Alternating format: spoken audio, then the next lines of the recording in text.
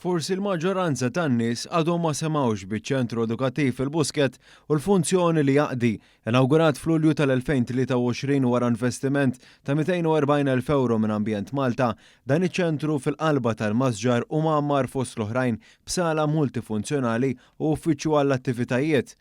Permezz ta' tkabbir ta' żrieraħ, sessjonijiet edukattivi u żjarat kemm fiċ-ċentru kif ukoll mal-Busket kollu minn tfal tal-iskejjel, gruppi differenti bħal negozji, ċentri tal-anzjani u saħansitra familji hawn jingħata aktar għarfien dwar il-ġmiel in-natura li daw arbieħ il-post li hu protett bħala l-uniku masġar f'pajjiżna.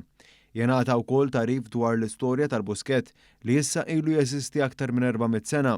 One News mar fuq il-post fejn stajna nosservaw ix-xogħol mill-qalb li jsir mill-ħaddiema kif ukoll il-passjoni tagħhom lejn l-ambjent Malti.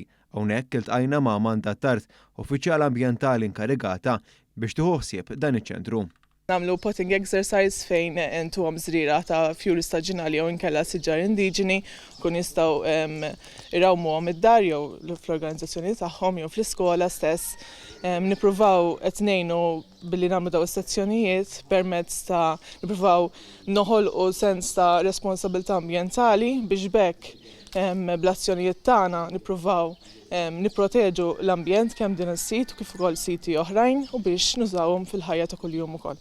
Tkellimna wkoll ma' Nicole Tanti li hu waħda mill-stewards li taħdem fiċ-ċentru jaqaltilna li l-irwol tagħha u ta' stewards oħrajn mhux dak li jħarku lin-nies permezz ta' nforzar ambjentali iżda hu wieħed kompletament differenti. Nagħmlu patrols frekwenti biex naraw li l-erja tibqa' safe għall-pubbliku illi jkunu qegħdin jiġu l-Busket.